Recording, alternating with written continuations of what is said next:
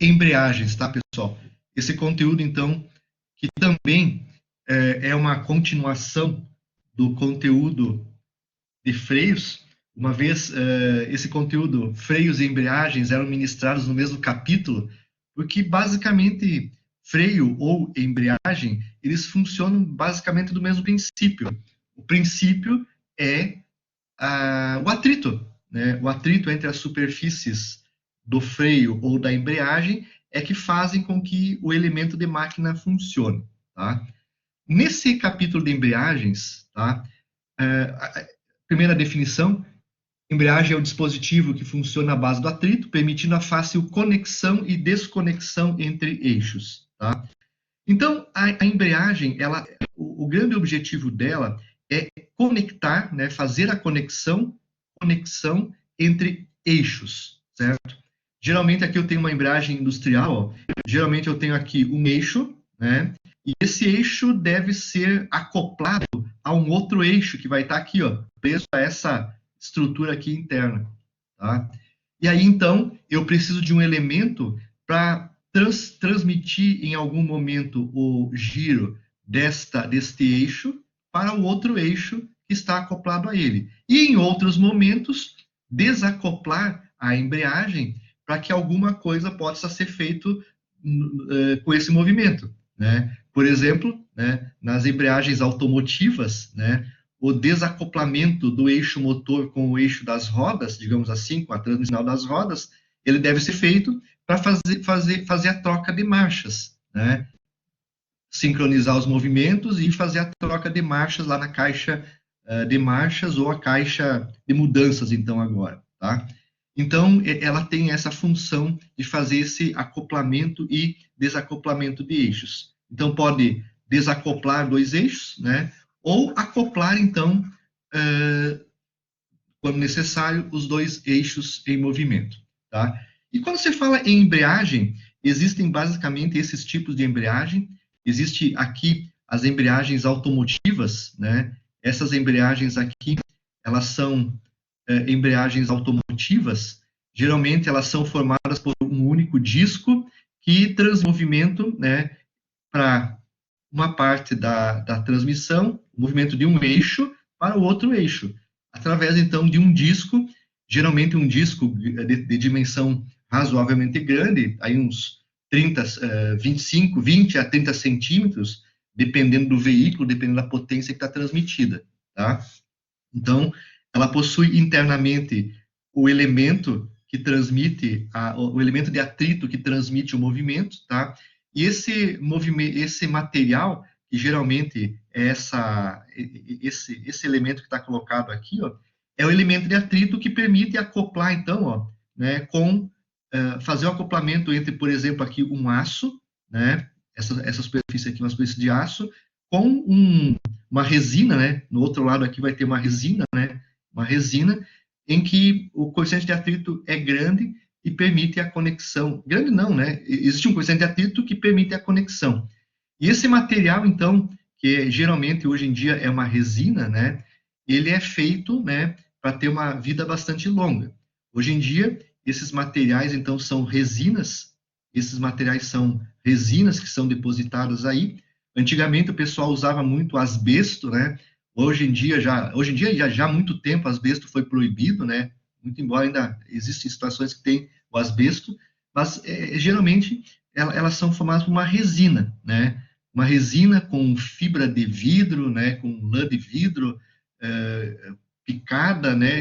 É um material que apresenta um atrito relativamente bom para garantir o acoplamento entre as embreagens, tá? Então, a gente tem a embreagem automotiva, então, que geralmente é empregada, então, nos carros, e geralmente ela é apenas um disco que transmite o movimento entre os dois eixos, tá? E temos também as embreagens industriais, né? Geralmente, nas máquinas que nós vamos projetar, né, nós vamos utilizar embreagem tipo industrial.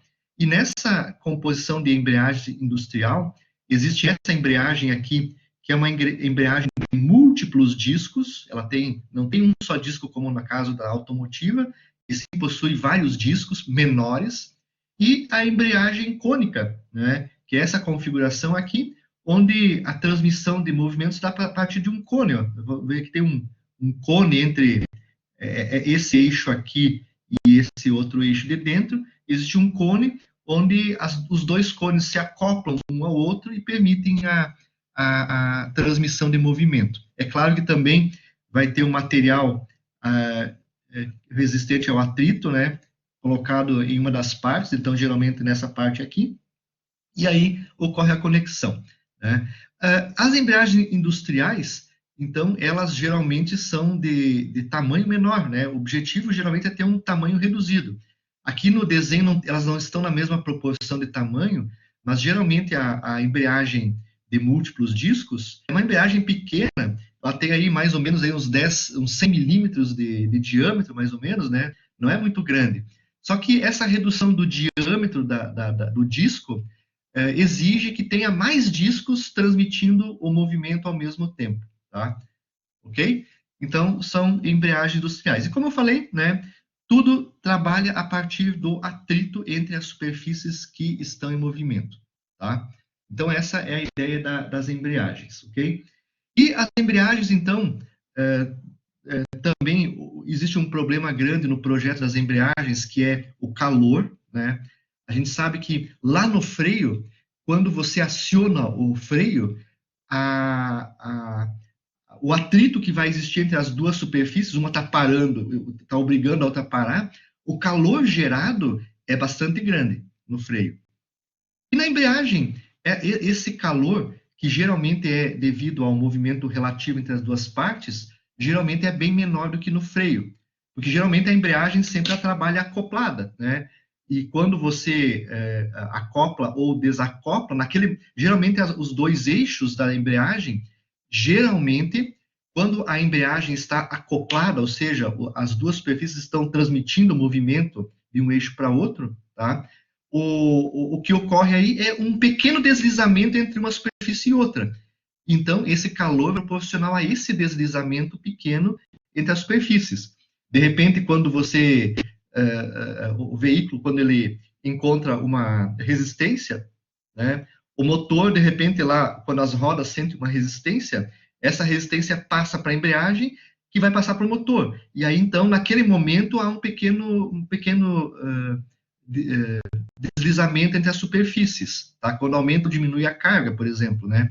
E no freio, esse deslizamento, quando você aciona o freio, ele acontece, né? Você tenta travar a lona, a sapata que está parada, ela tem que travar o disco, né? Travar o tambor de freio.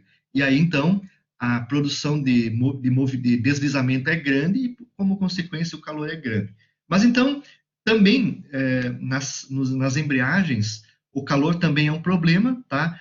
Mas não é um problema tão agravante quanto nos freios. A gente vai ver agora no final dessa sessão aqui de embreagens, no final da aula de hoje, que nós podemos calcular o calor gerado numa embreagem e também num freio, tá? E também qual é o calor dissipado entre uma embreagem, em uma embreagem para o meio ambiente, tá? E também num freio para o meio ambiente. É claro que essas fórmulas que a gente vai ver são bem gerais, né? E elas dependem de uma série de parâmetros que, se esses parâmetros forem bem definidos, eu tenho um cálculo perfeito, mais próximo do perfeito possível. E se esses valores forem gerais, aí o erro no cálculo desse calor é grande também, o erro de cálculo é grande, tá? Então, depende muito das informações que a gente vai ter, tá? Bom, temos isso, então, como início, tá? Aqui eu já falei, né? Quando se analisa uma embreagem, é comum admitir que não há deslizamento entre as superfícies, tá? Quando nós vamos, então, fazer o cálculo, muito embora, como eu falei, exista um deslizamento entre as superfícies quando você encontra alguma resistência ao movimento entre uma parte e outra, mas, para efeito de cálculo nosso aqui, o nosso modelo que vai propor o cálculo, propor o projeto da embreagem, nós não vamos levar em conta que há esse deslizamento entre as superfícies. Caso contrário, o modelo tem que ser um modelo mais aprimorado e vai demandar de mais processamento matemático, mais cálculos, enfim, de uma matemática mais robusta para poder fazer isso, tá? Ok? Outro detalhe importante, só para finalizar aqui, ó, para transmissões onde há obrigatoriedade de relação de transmissão constante, né, a embreagem não pode ser utilizada, deve-se optar por outro tipo de acoplamento, como engrenagens, né, como acoplamentos rígidos e flexíveis e assim por diante, tá? Então, as embreagens, nelas sempre vai ter o deslizamento, e se eu preciso de um acoplamento preciso, relação precisa, eu não posso deslizar, caiu fora a opção embreagem, certo? Não tem como usá-la.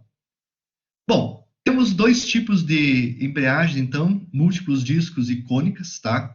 Vou começar agora, então, pelas embreagens de múltiplos discos. Como é que funcionam as embreagens de múltiplos discos e quais as equações, qual que é o modelo matemático que a gente pode usar para poder calcular essas coisas aí, né? Calcular calor, calcular pressão, forças que agem numa embreagem. Na verdade, é isso que a gente gosta de fazer na engenharia, né? Fazer cálculos e aí chegar nos tamanhos das coisas proporcionais às potências que são transmitidas, né? Então, numa embreagem de múltiplos discos, nós temos basicamente essa configuração aqui, ó. A embreagem de múltiplos discos, ela é composta por vários discos, alguns discos de aço, e outros de bronze ou fibra, tá?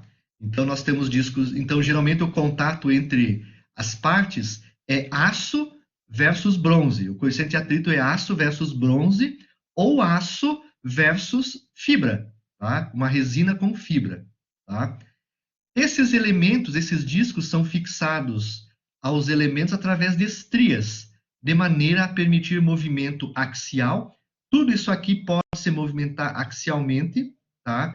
Exceto o último disco, que é esse disco vermelho, que é preso a um dos eixos, ó. Esse último disco está fixado aqui ao eixo amarelo. Esse, então, é um disco fixo. E aí, então, quando eu aplico a força nesse conjunto de discos, nós empacotamos todo esse conjunto de discos, né? Eu empurro todos eles aqui para a esquerda, e eles se unem, né? Todos eles ficam, todas as superfícies, por exemplo, essa superfície aqui entra em contato entre os dois discos, essa superfície entra em contato, essa entra em contato, e todas as superfícies entram em contato entre os discos, e aí gera a força de atrito e o torque necessário para transmitir, então, o movimento entre um eixo e outro, tá? Então, esses discos, por exemplo, os discos vermelhos, eles são discos que possuem estrias que permitem o movimento dele ao longo do eixo amarelo, então eles podem se movimentar através das estrias pelo eixo amarelo, e os discos azuis, eles possuem estrias externas que permitem deslocá-lo em relação à carcaça aqui da embreagem, tá?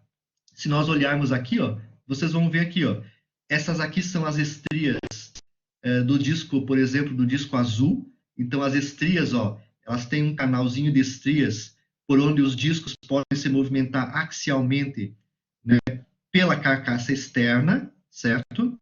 E aqui embaixo, ó, você vê que o eixo amarelo aqui, por exemplo, onde se movimentam axialmente os discos vermelhos aqui, ó, eles também possuem uma estria aqui, ó, né? Aqui tá, que permite o movimento, então, dos discos vermelhos que estão fixados ao eixo amarelo, por exemplo. Então, os discos vermelhos, eles podem se movimentar axialmente, mas não podem se movimentar sob torção. Eles podem transmitir torção, né, movimento. Eles não podem girar em relação ao eixo amarelo. E os discos azuis também. Eles podem se movimentar axialmente, mas eles não podem girar em relação à carcaça externa aqui da embreagem, tá? Então, quando eu tenho algum dispositivo e esse dispositivo aplica uma força aqui, ó, ou um conjunto de forças aqui, ó, essa força que eu tenho aqui, ela acaba, então, empurrando, empacotando esse conjunto de discos um contra o outro, eles entram em contato com essas superfícies aqui, ó, tá? Dos dois lados aqui, né? E aí esse contato gera um atrito necessário que transmite, então, o torque, a potência desejada para o sistema, tá? É bem simples o funcionamento, né? Existe algum dispositivo, né, que gera a força F na embreagem, tá? É mais ou menos assim, ó. Ampliando aqui um pouquinho a embreagem, vejam que eu coloquei aqui, ó. Opa, eu coloquei aqui aqui eu tenho então o disco vermelho. O disco vermelho está mais ou menos assim ali dentro, ó, certo? Ele ainda possui algumas estrias, né? Ele possui então estrias. Vou colocar aqui com essa cor aqui, ó. Ele possui umas estrias, então aqui também, ó, que permite então que ele se movimente ao longo da carcaça externa. Ele possui estrias aqui, então, tá? Que se permite o movimento ao longo da carcaça externa, certo? Além desse disco, esse disco, então, se vocês olharem, ele tem um furo, né? Porque essa parte aqui, ó, tem que permitir o eixo do amarelo aqui. Então, por aqui vai ter que passar o eixo amarelo por dentro desse furo. Então, ele tem um furo, tá? E o disco vermelho, né? Ele é esse aqui, ó. O disco vermelho está aqui, ó, certo? Esse aqui é o disco fixo, ele está preso ao eixo amarelo, e todos os outros discos são discos móveis, axialmente, se movimentam axialmente. Esse disco vermelho, ele também vai ter aqui embaixo, dentro do eixo, aqui ele vai ter que ter ele tem que possuir as estrias para permitir o movimento dele lá dentro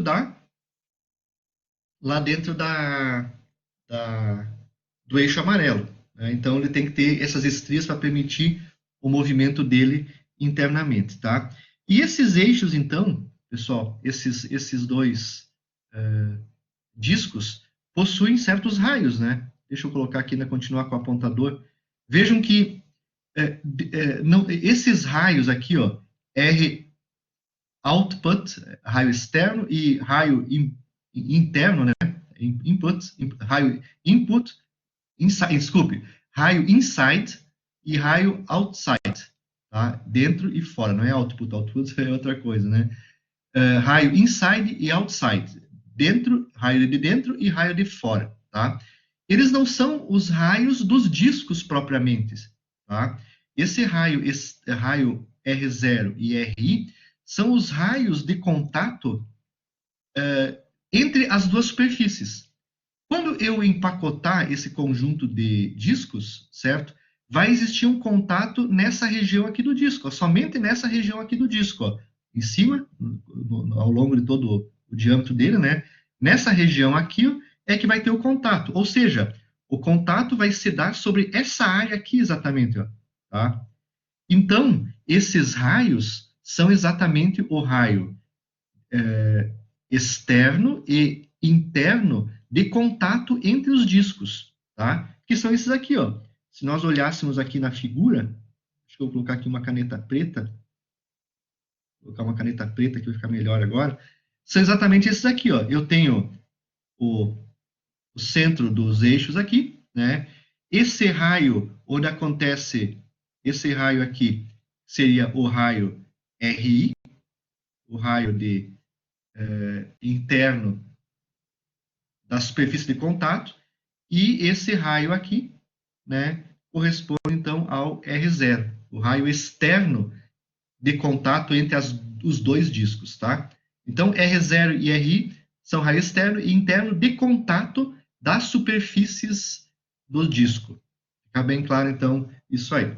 E aí, vejam que, em função desse R0 e desse RI, vai existir aqui essa área praticamente vermelha que está colocado aqui, ó, tirando, então, essa área branca que está aqui dentro, né? tirando essa área branca que eu tenho aqui dentro do RI, e tirando essa área externa ao R0, eu fico aqui dentro com uma área. Eu tenho uma área de contato entre as duas partes. Tá? É aí que vai estar ocorrendo, né, o atrito. Eu tenho aqui uma área de contato, né, área de contato, e é devido a essa área de contato que nós vamos ter a geração da força de atrito e, como consequência, o torque que pode ser transmitido pela embreagem. Tá?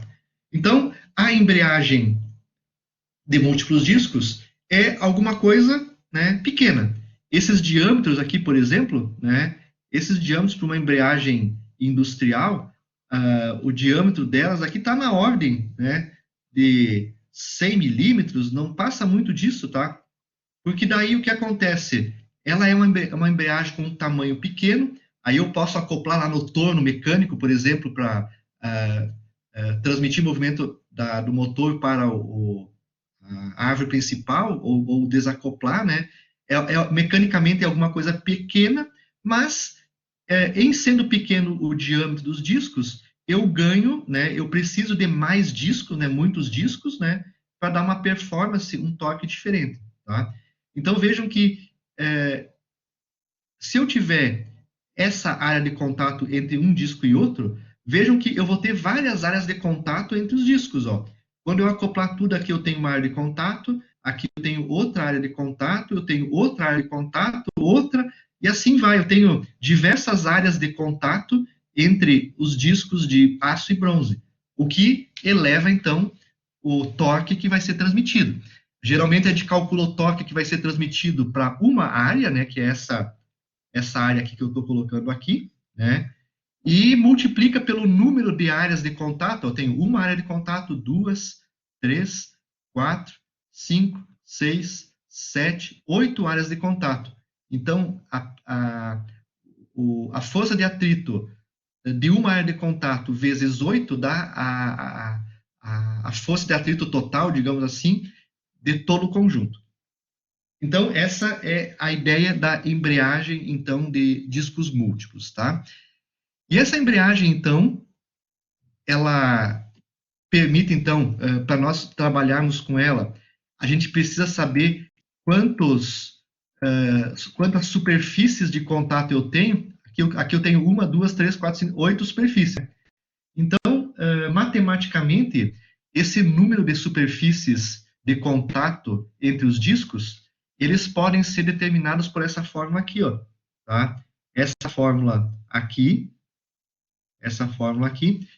ela permite, então, determinar esse número de superfície de contato, tá? Vejam que é uma fórmula que envolve N, é o número de pares de superfície, número de superfícies em contato, né? Número de superfícies em contato, tá? Esse aqui. E envolve saber o quê? N do aço é o... Opa, N do aço... Peraí, me desculpe. N é o número de superfícies em contato, N de aço é o número de discos de aço, e N de bronze é o número de discos de bronze menos 1, certo? Por essa fórmula, qual é o número de superfícies em contato entre da embreagem, tá? Só vamos ver aqui no exemplo, ó. Vamos imaginar que o vermelho é aço. Quantos discos de aço eu tenho? Tenho um disco de aço, tenho 2, tenho 3, 4, 5 discos de aço. Então, N de aço igual a 5. Bronze é o azul. O bronze nós temos quantos? 1, 2, 3, 4. Então, mais 4. E a fórmula dá o menos 1. Então, esse é o número de superfícies em contato. 5 mais 4, 9, menos 1, N é igual a 8 superfícies de contato. Superfícies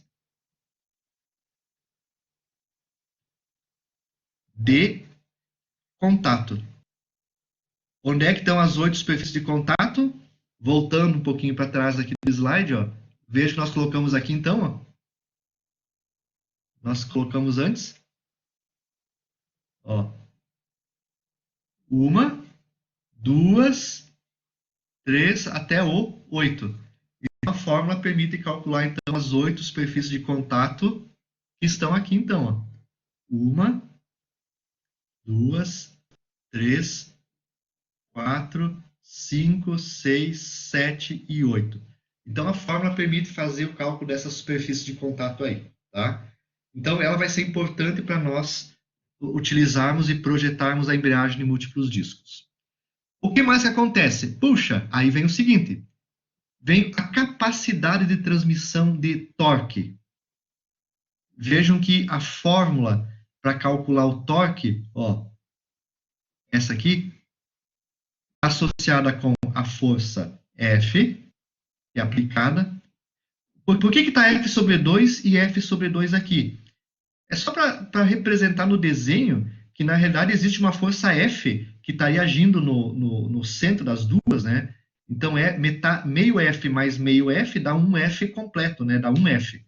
Então, na realidade, só foi aqui uma representação da literatura para não colocar um vetor força único que deveria estar aplicado no centro do eixo aqui, daí ia fazer confusão. Então, a força que se aplica é uma força F, tá?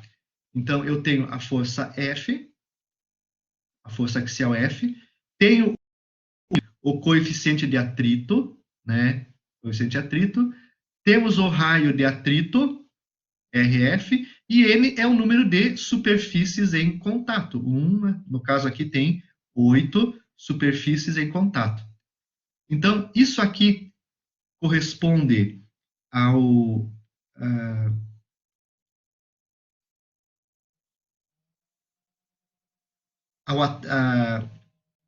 isso aqui corresponde, né?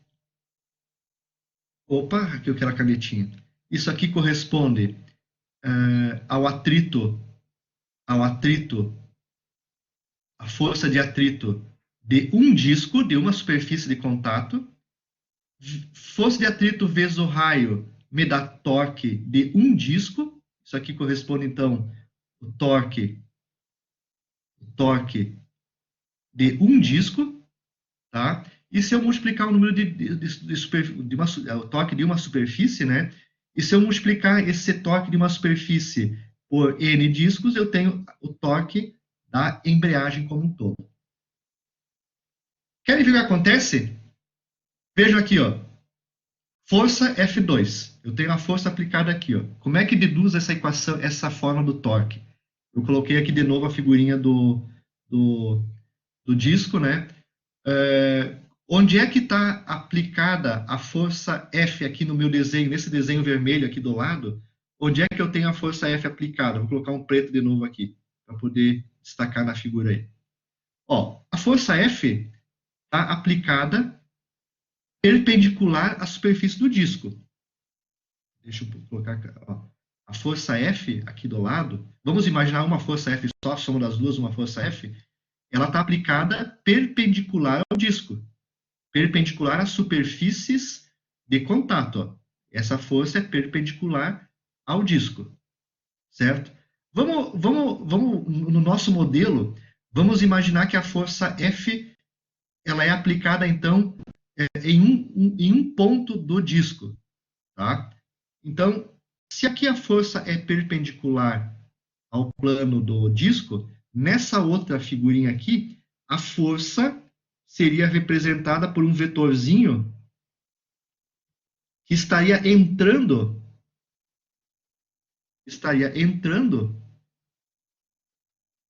no plano do disco. Essa força aí, ó, ela é perpendicular ao plano do disco. E olha o que essa força é. Essa força F, então, não é uma força normal ao disco? É uma força normal ao disco.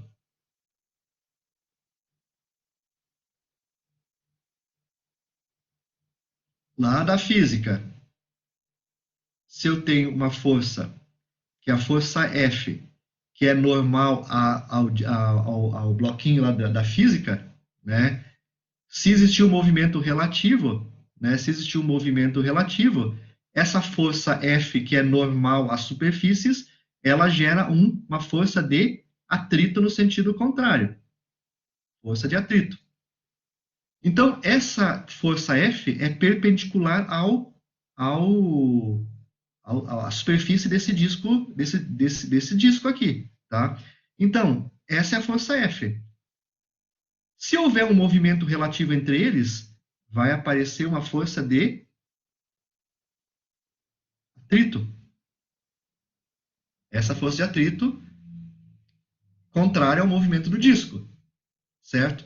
Então, vejam que essa força de atrito é essa aqui, ó. Isso aqui é a força de atrito. Força normal F, que é a axial aí na embreagem, né? Ela é normal ao bloquinho lá em cima, né? Mas é normal, é uma força axial na embreagem. Essa força F vezes o coeficiente de atrito, essa força F vezes o coeficiente de atrito, gera então a força de atrito, que é essa força aqui, ó. Tá? Então, essa força de atrito é a força de atrito entre uma superfície de contato entre os dois discos. Puxa, beleza, tem força de atrito, mas eu estou calculando o torque. Então, como é que eu calculo o torque? Eu tenho um certo raio. Então, essa força de atrito, ela é aplicada num certo raio. Se eu fizer força de atrito que é perpendicular ao raio, multiplicar os dois, eu tenho, então, o torque de um disco. Tá aqui, ó.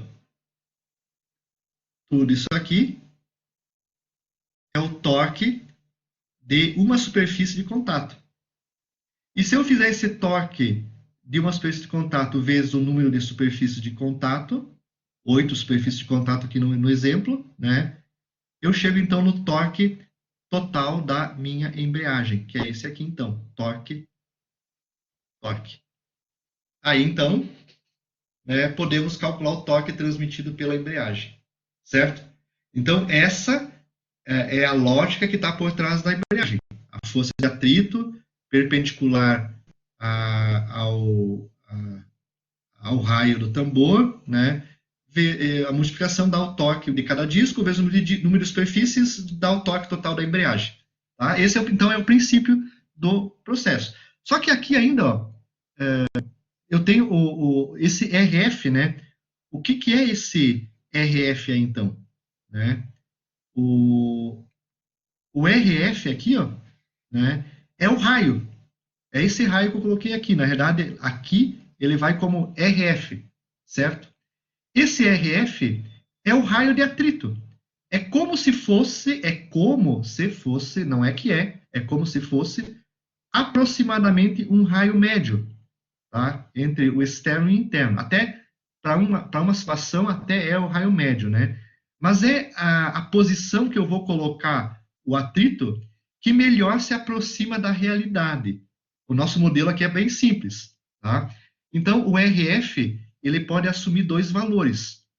Aí, nós precisamos verificar qual o modelo que eu vou utilizar para fazer o projeto da embreagem.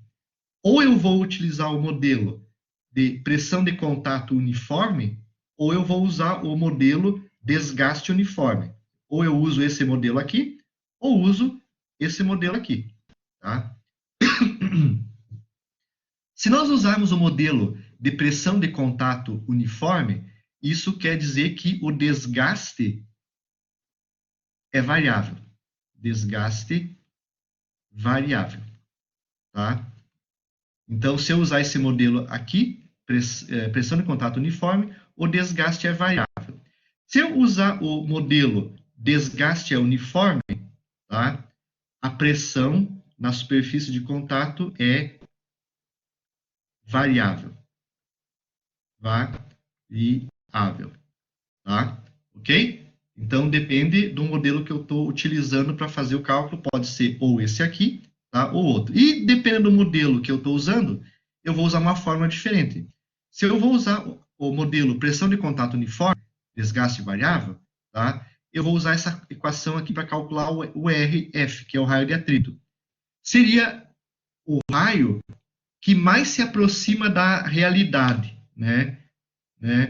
Para poder calcular o torque na embreagem, tá? Então, existe um erro de cálculo, mas esse erro é tolerável. E se eu usar o desgaste, o modelo desgaste é uniforme, o raio de atrito é praticamente o raio médio entre o raio inside e outside, ok? É o raio médio entre os dois. Então, se eu estou usando esse modelo, usando desgaste uniforme, essa fórmula vai me conduzir a um raio de atrito, uma espécie de um raio médio, né? Que o erro é pequeno quando eu uso essa aproximação aí. Então, depende de uma da outra, tá? Qual que eu vou usar? Uma ou outra, tá? Aí vocês me perguntam, qual modelo utilizar, né? Na realidade, quando acontece o movimento entre as partes da embreagem, o movimento lá nem acontece por pressão de contato uniforme e nem por desgaste uniforme. É uma composição dos dois modelos, tá? Mas se eu usar o erro vai ser bem pequeno entre o outro. Eu já fiz alguns cálculos para poder entender aí. Pode falar. Eu que estou falando aí. Se eu usar algum modelo, se eu usar algum. Eu já fiz um cálculo alguns anos atrás entre um caso e outro. O erro é muito pequeno, gente, entre um cálculo e outro. Mas, por simplicidade, geralmente a gente faz o cálculo utilizando o desgaste uniforme. Tá? Talvez seja o que mais se aproxima, esse modelo aqui. E aí, então, se eu utilizar o modelo desgaste uniforme, eu estou admitindo que a pressão que ocorre ao longo do disco é variável. Ou seja, vou pegar aqui voltar na embreagem, né? A gente sabe que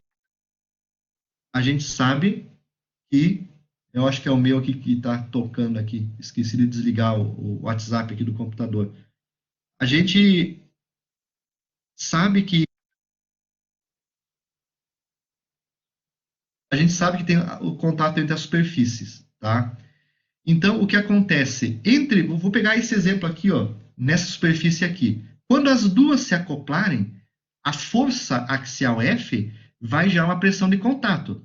Se eu pegar essa força, e dividir, lembram da área?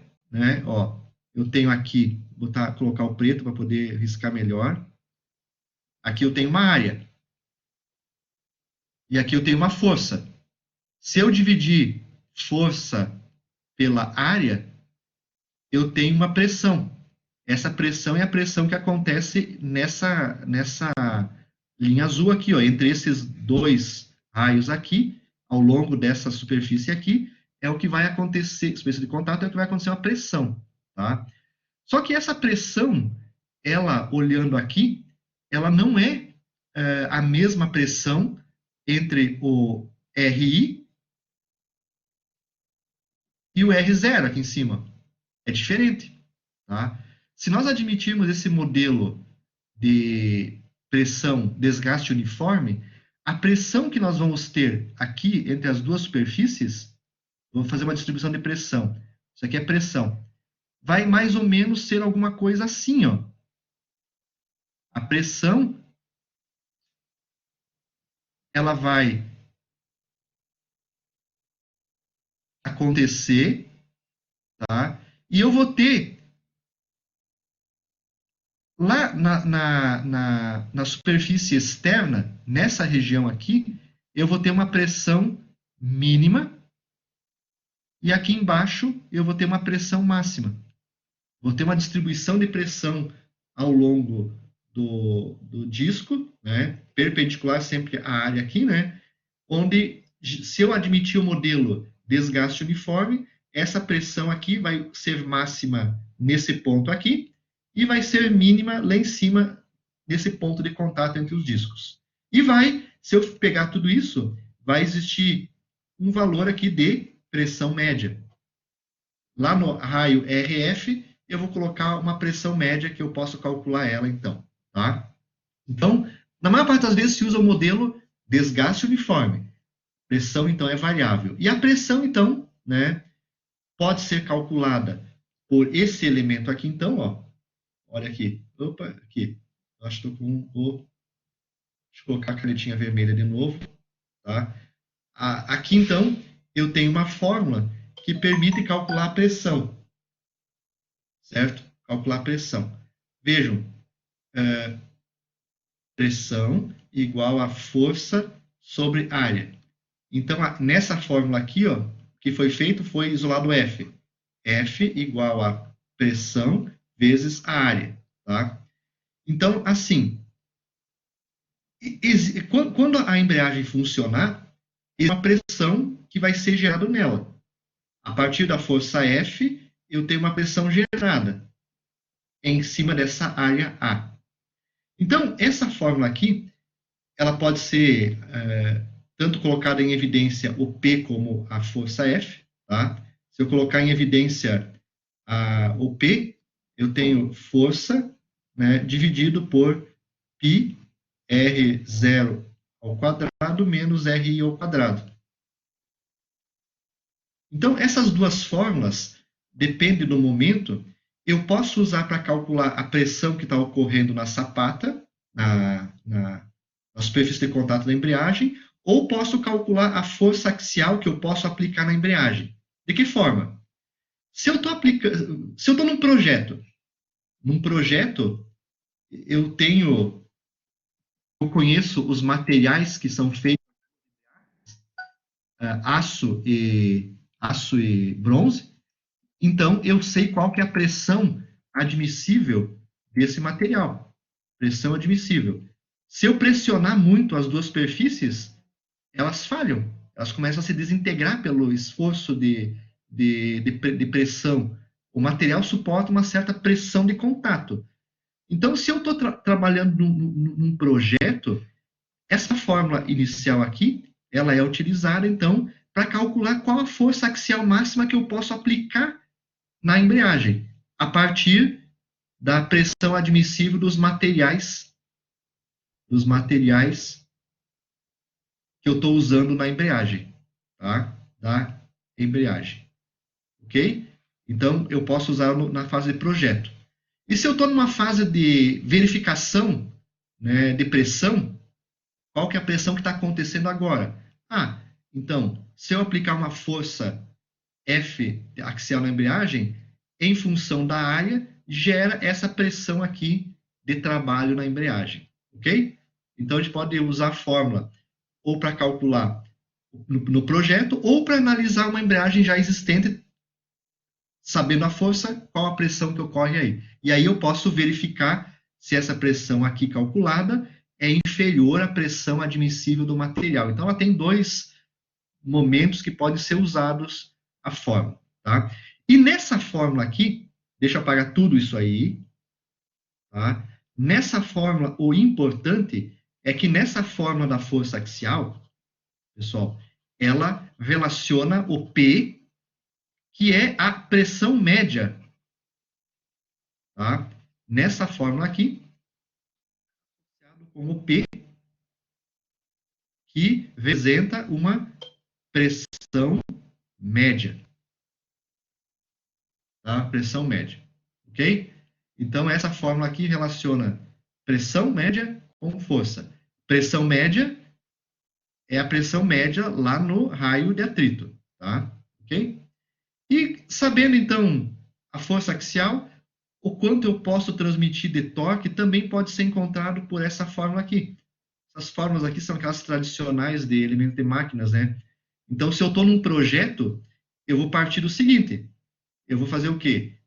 Eu tenho uma potência transmitida em watts. Sabendo a rotação da embreagem, eu calculo o torque que eu preciso transmitir pela embreagem. Com esse torque, eu calculo a força F, que eu tenho que aplicar o número de discos, o diâmetro R0, o raio R0, RI, e vou fazendo então o cálculo da embreagem. tá? Mas então, voltamos a utilizar então as expressões lá de elemento e máquinas 1 aí, tá? E admitindo então desgaste uniforme, essa fórmula aqui, ó, permite calcular a pressão ao longo da sapata em um certo raio que eu quero estar calculando, tá?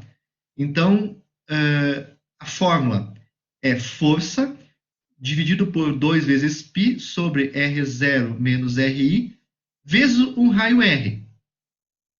Por exemplo, se eu quero calcular a pressão mínima que acontece na embreagem, a pressão mínima nós vimos que ela acontece no raio externo, né, no raio outside, tá?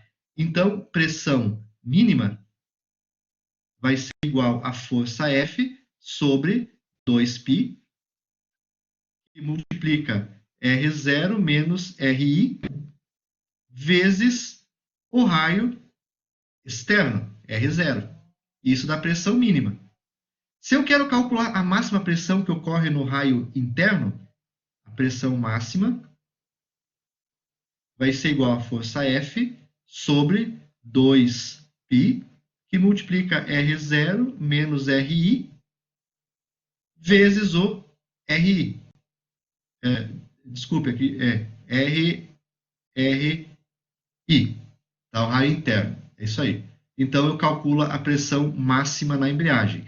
E se eu quero calcular a pressão entre o máximo e mínimo, eu vou fazendo esse raio aqui, ó, variar do RI até o R0 e vou calculando a pressão, né, em cada raio que eu estou calculando, né, que eu quero calcular a respectiva pressão. Eu faço o raio mudar aqui de RI até R0 e vou tendo a pressão intermediária entre o valor máximo e mínimo, tá? Então, essa fórmula permite fazer esse cálculo aí. Então, admitindo desgaste uniforme, que geralmente vai ser a condição, né, que nós vamos estar trabalhando no projeto de uma embreagem, considerando ela como desgaste uniforme. Ok? Então, eu acho que o que eu falei aqui vai estar nessa apresentação, tá? Então, olha o que acontece na embreagem. Resumindo tudo isso, eu tenho vários discos, então esse disco é fixo, e tenho todos os demais discos vermelhos, então, ali, ó, né, são móveis. Os discos vermelhos podem movimentar-se axialmente sobre o eixo vermelho, e os discos amarelos podem se movimentar axialmente em relação ao disco amarelo, ao eixo amarelo aí, certo? Ok? Quando eu aplico a força F sobre 2, que é a força F, então soma as duas da F, eu provoco um empacotamento, tudo tende a se unir, provoca um empacotamento, então, dos discos. Com isso, os discos estão em contato. Com isso, vejam que nós temos várias superfícies em contato, ou seja, nós temos essa superfície em contato, essa aí, essa aqui em contato. Tá? Vejam que tem 9 superfícies em contato. Para nós calcularmos as superfícies em contato, cálculo pelo N amarelo mais N vermelho menos 1. N de aço mais N de bronze menos 1. Tá? Então, vejo que aí nós temos 5 discos vermelhos, 5 discos amarelos. Menos 1 igual a 9 superfícies em contato. Tá? Então, praticamente, para a gente fazer mais uma animação que eu tinha feito anteriormente. Ontem eu mudei um pouquinho os slides lá na frente para poder mostrar um pouco melhor aquela superfície em contato, tá? Mas basicamente é isso aí que a gente tem numa embreagem de múltiplos discos, tá? Aí agora o trabalho é fazer então, né, o projeto e o cálculo de uma embreagem desse tipo aí, usando essas expressões. Então, com ela, né, com isso, a gente precisa saber, na hora de fazer o projeto, nós precisamos conhecer quais são os materiais que são desenvolvidos a nossa embreagem, tá? A partir desse material, nós vamos saber qual se for um aço e bronze, nós vamos ter que saber qual é o coeficiente de atrito entre eles, tá? E também, se nós vamos projetar uma embreagem, nós precisamos saber qual que é a pressão máxima admissível para o material ou a pressão média admissível para o material. Ou seja, quanto que o bronze ou essa fibra suporta de pressão.